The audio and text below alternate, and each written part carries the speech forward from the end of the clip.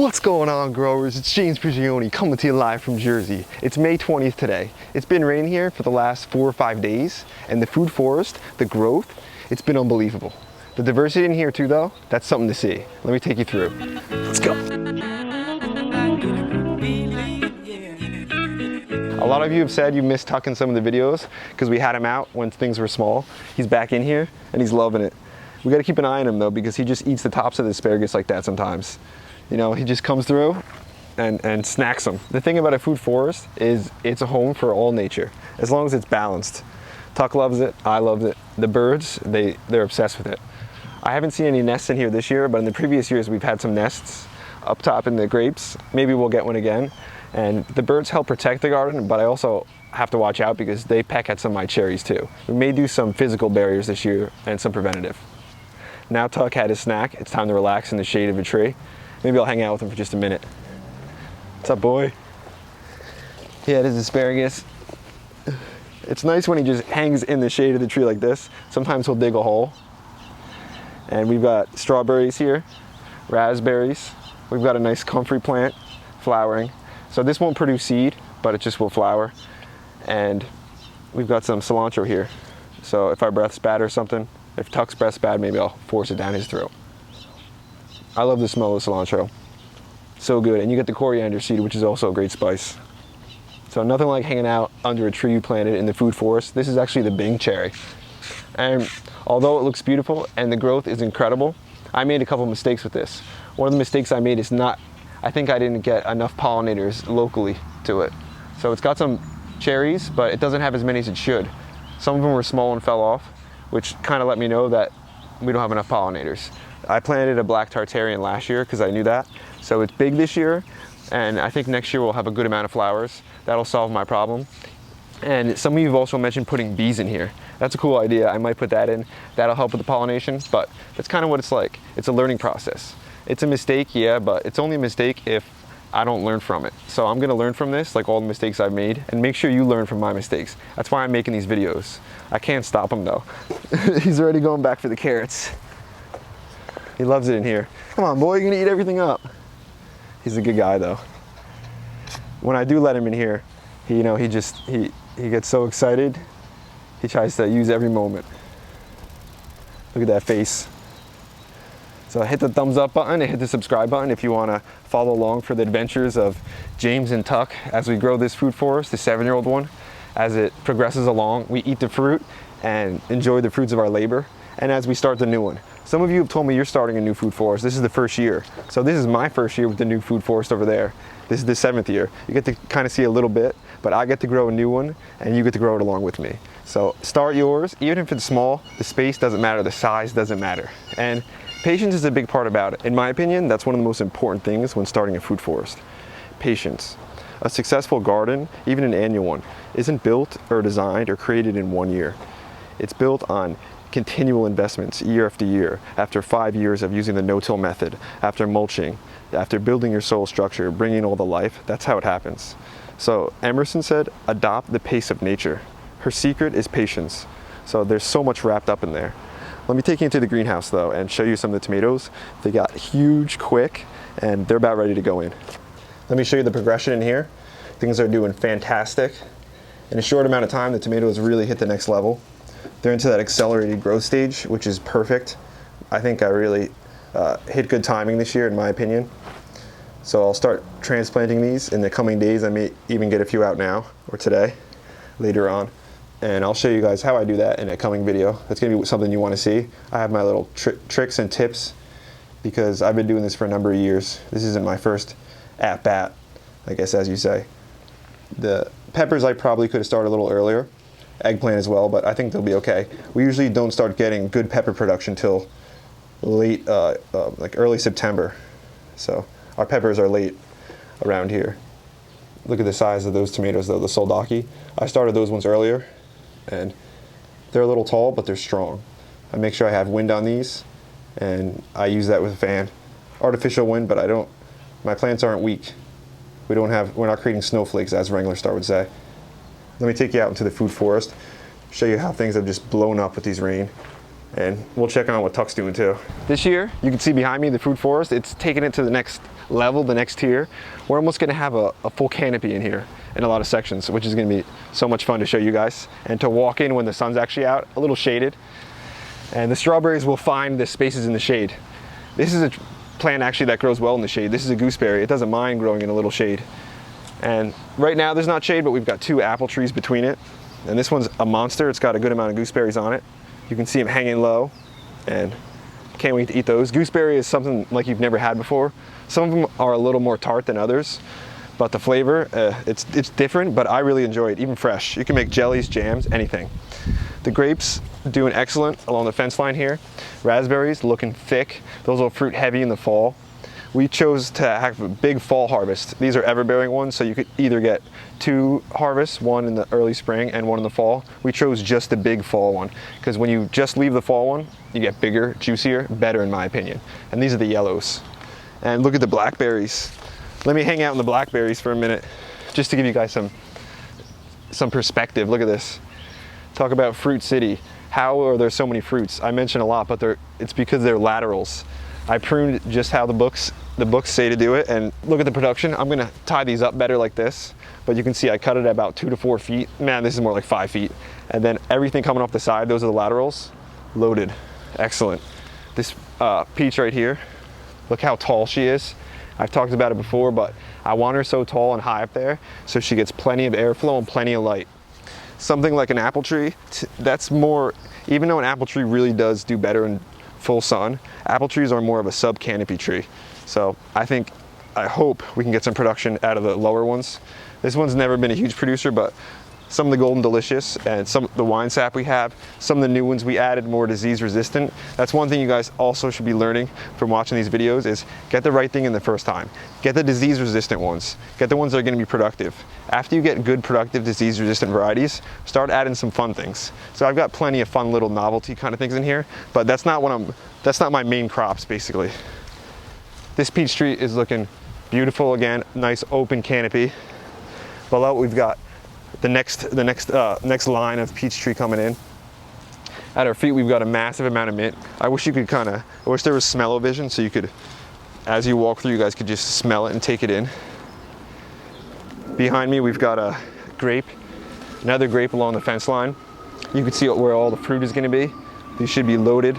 And this is on a south fence, so you want it on a nice south fence, but fence isn't good like this really. You want it more open to have plenty of airflow, because grapes, they can have issues with fungus, which can be often, so the more airflow the better.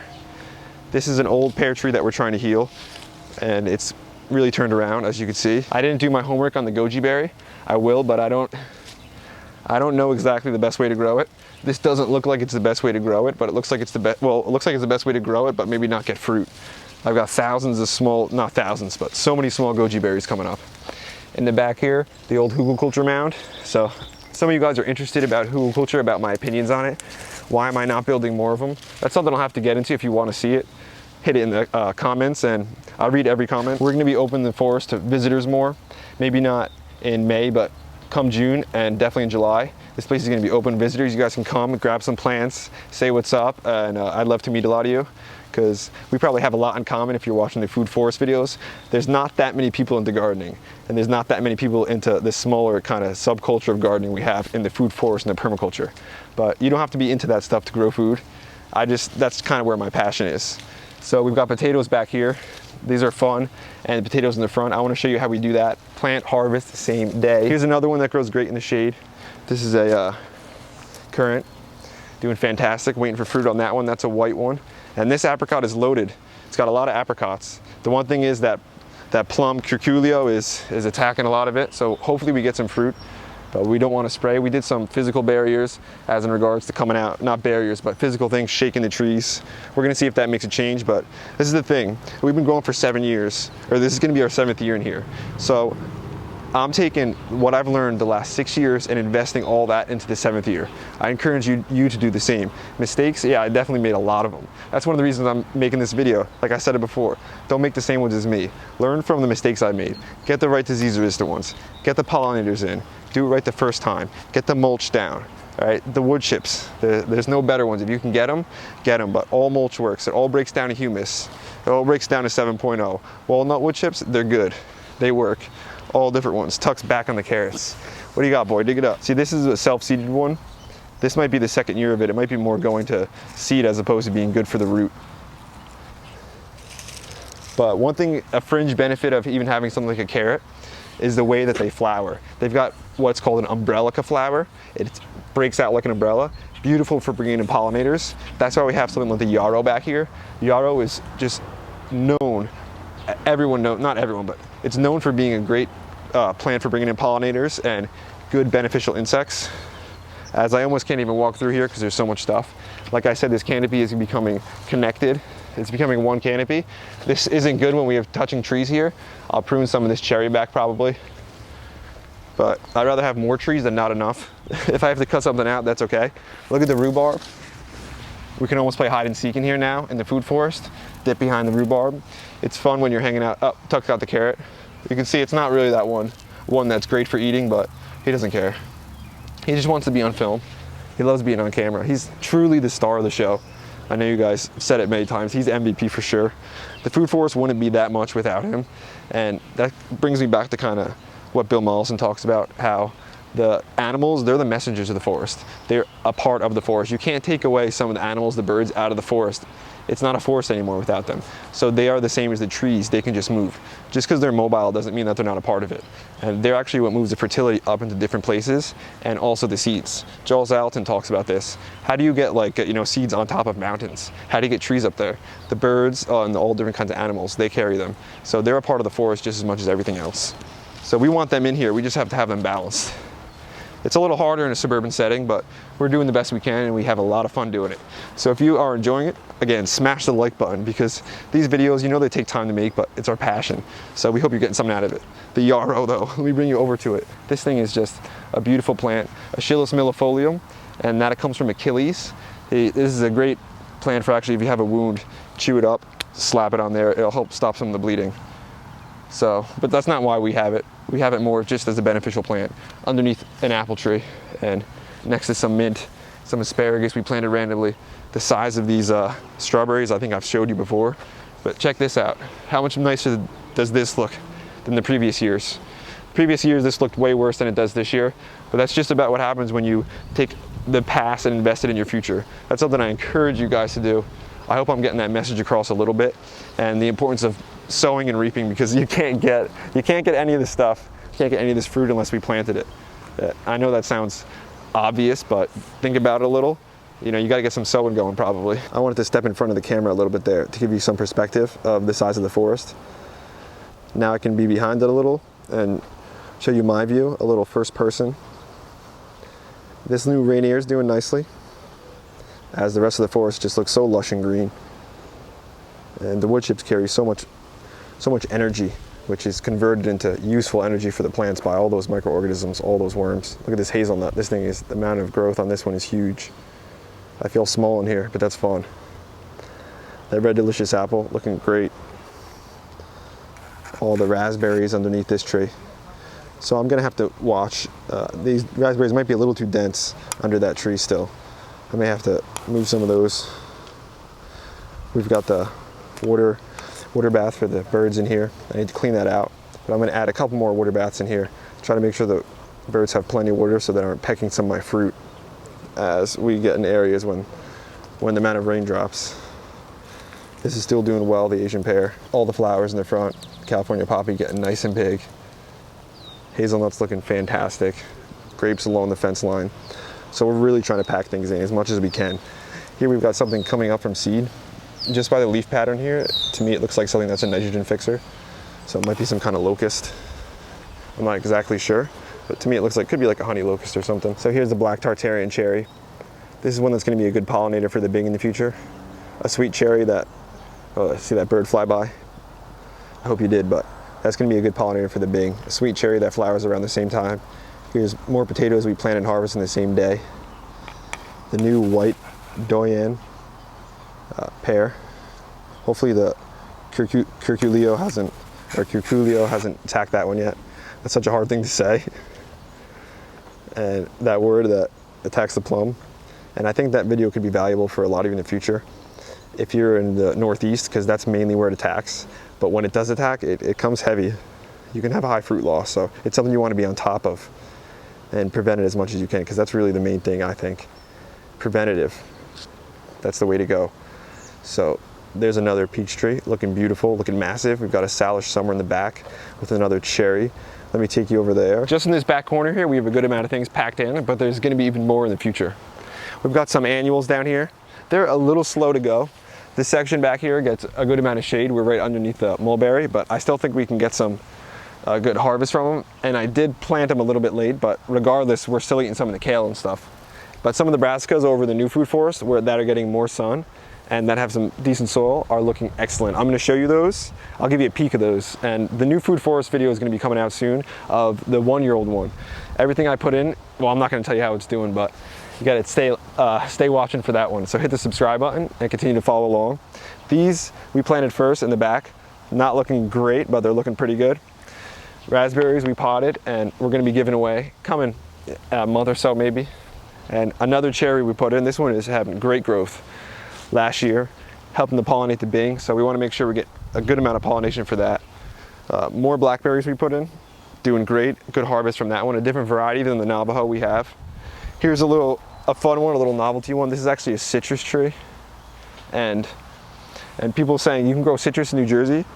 Yeah, it's not your kind of citrus like an orange tree, but it is a citrus, and we hope to kind of get a little bit of fruit on it and maybe make some kind of like drinks with it. Regardless, we got to try growing citrus in New Jersey, because who else is doing it? And the horseradish, I've talked about that. That's going to be great for the pickles. And this is the Salish summer peach. This is our earliest one, and this is a white flesh one. Some of these are getting pretty large, looking good. I don't see too many bites on them or too many cuts, so we're hopeful for that one. Let me take you over to the new food forest now and show you some of the brassicas in there. But before I do, I wanted to try to switch up your perspective just a little bit when it comes to mulch. I want you to view mulch as the skin of the earth, just like the skin on your arms. So you wouldn't ever have an area where there's no skin in your arm. If you got cut or something, you put a Band-Aid on it, you cover it. So the earth is the same way. You gotta make sure it's covered, or stuff underneath it, those microorganisms, they're gonna die from that constant beating of the sun and the lack of moisture. So make sure you cover the earth and make sure you look at it more of the skin. That's where a lot of your fertility is gonna come from. You gotta lock that up. Let me bring you over to the brassicas that are getting good light and a good fertile section. Right now we're over in the new food forest. You can see the brassicas are doing really well over here. They're getting plenty of light and they've got some good fertile soil. Brassicas typically are heavy feeders. Some like the tomatoes, the peppers, they do good in sandy soil, but the brassicas do like a good feeding. I still think the ones we have planted in the new food forest and in the old garden are gonna do well. We just gotta have another maybe top dressing of some good mulch. I wish I had homemade compost, that's the best. That's today's video, growers. Thanks for watching. It's getting hot and humid here now, classic Jersey weather. In the beginning I said I hope Tuck doesn't dig a hole. He decided to, right underneath the Bing. I think he heard me, but that's all right. He needs to cool off. I think the tree will be fine. It's just a temporary disturbance, like Joel Salatin calls it sometimes. We've got the little one in here too, Tiny. She decided to come out. And we've got a little water ball over there for them so they could drink. But we're all just having a lot of fun out in the food forest. If you guys had fun and you enjoyed the video, hit the like button, hit the subscribe button, share it with your friends, and don't forget to check us out on Steam too. Soon we'll be hanging out under here. We'll fill Tuck's hole in, but we'll be hanging out here, eating strawberries, enjoying ourselves, chilling under the shade of the tree. See you guys in the next one. James Prigioni is out.